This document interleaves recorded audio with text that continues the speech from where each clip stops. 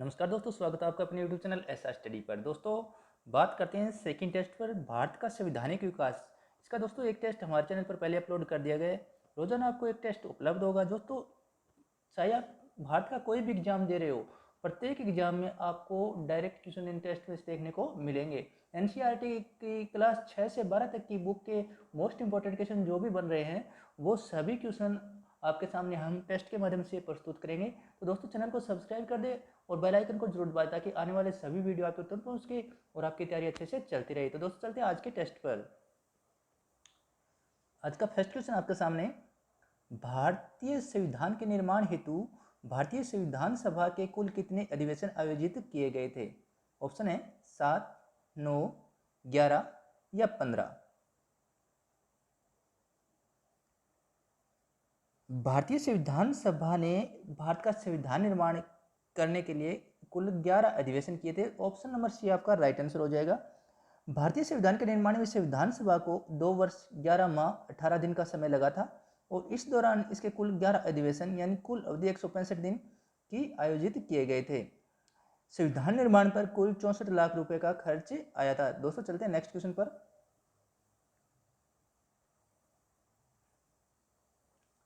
संविधान सभा में सदस्यों का निर्वाचन कैसे हुआ था? प्रत्यक्ष रूप से जनता द्वारा, भारतीय राष्ट्रीय कांग्रेस के नामांकन द्वारा, भारतीय राज्यों के शासकों के नामांकन द्वारा, प्रांतीय विधानसभा के सदस्यों के द्वारा। संविधान सभा के सदस्यों का निर्वाचन है वो प्रांतीय विधानसभा के सदस्यों के द्वारा अप्रत्यक्ष निर्वाचन पद्धति के आधार पर हुआ था।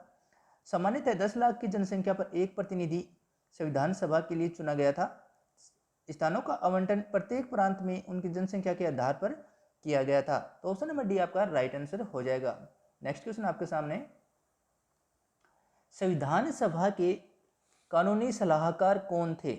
संविधान सभा के कानूनी सलाहकार कौन थे? Doctor B R. Ambedkar, doctor Rajendra Prasad, B N. Rao या के.एम. मुंशी। तो दोस्तों संविधान सभा के जो कानूनी सलाहकार थे वो थे बी.एन. राव। तो ऑप्शन नंबर सी आपका राइट आंसर हो जाएगा। संविधान सभा के कानूनी सलाहकार के रूप में सर बेनीगल नरसिंह राव को नियुक्त किया गया था। बाद में उन्होंने संयुक्त राष्ट्र सुरक्षा परिषद में वर्ष 1950 से वर्ष 1952 तक भारत का प्रतिनिधित्व भी किया था। नेक्स्ट क्वेश्चन पे चलते हैं दोस्तों। निम्नलिखित में से कौन भारतीय संविधान की प्रारूप समिति के सदस्य थे? एन गोपाल स्वामी अयंगर, जवाहरलाल नेहरू, अलादी कृष्णा स्वामी अय्यर, सरदार पटेल। तो दोस्तों भारतीय संविधान की प्रारूप समिति में कुल 7 सदस्य थे। तो संविधान सभा की प्रारूप समिति का गठन है वो 29 अगस्त 1947 को हुआ था। इस समिति के अध्यक्ष है वो डॉक्टर बी.आर. अम्बेडकर थे तथा इनके अतिरिक्त इस समिति में 6 अन्य सदस्य भी शामिल थे। N Gopal Swami Iyengar, KM. मुंशी, अलादी कृष्ण स्वामी अय्यर, सैयद मोहम्मद सादुल्ला, बी.एल. मित्तर ने दोस्तों स्वास्थ्य कारणों को बीमार होने के कारण त्यागपत्र दे दिया था। तो इनके स्थान पर एन माधवराव ने पद संभाला था और डी.पी. खेतान, इनकी मृत्यु हो गई थी, इनके स्थान पर वो टी.टी. कृष्णामाचारी ने पद संभाला था। तो कुल 7 सदस्य थे। तो दोस्तों एन गोपाल स्वामी अय्यर और अलादी कृष्णा स्वामी अय्यर है ये प्रारूप समिति के सदस्य थे। जवाहरलाल नेहरू और सरदार पटेल प्रारूप समिति के सदस्य नहीं थे। चलते दोस्तों नेक्स्ट क्वेश्चन पर। भारतीय संविधान को 26 नवंबर 1949 को किसके द्वारा अधिनियमित किया गया था? संविधान सभा द्वारा, भारत के गवर्नर जनरल द्वारा, भारतीय संसद द्वारा, ब्रिटिश संसद द्वारा। तो दोस्तों भारतीय संविधान को 26 नवंबर 1949 के द्वारा संविधान सभा के द्वारा अधिनियमित किया गया था। तो ऑप्शन नंबर ए आपका राइट आंसर हो जाएगा। भारतीय संविधान का प्रारूप 26 नवंबर 1949 को तैयार हुआ, जिसे संविधान सभा के सदस्यों द्वारा 26 नवंबर 1949 को अंगीकृत, अधिनियमित और आत्मार्पित किया गया। संविधान के प्रारूप पर संविधान सभा के कुल 299 सदस्यों में से उपस्थित 284 सदस्यों के द्वारा हस्ताक्षर किए गए थे तथा संविधान के कुछ प्रावधान इसी दिन लागू किए गए, जैसे राष्ट्रपति का निर्वाचन है, नागरिकता तथा निर्वाचन संबंधी प्रावधान। चलते नेक्स्ट क्वेश्चन पर। किस वर्ष में जनगण मन को भारत के राष्ट्रगान के रूप में अपनाया गया था? वर्ष 1948 में, वर्ष 1949 में, वर्ष 1950 में या वर्ष 1951 में? तो दोस्तों जनगण मन को राष्ट्रगान के रूप में वर्ष 1950 में अपनाया गया था।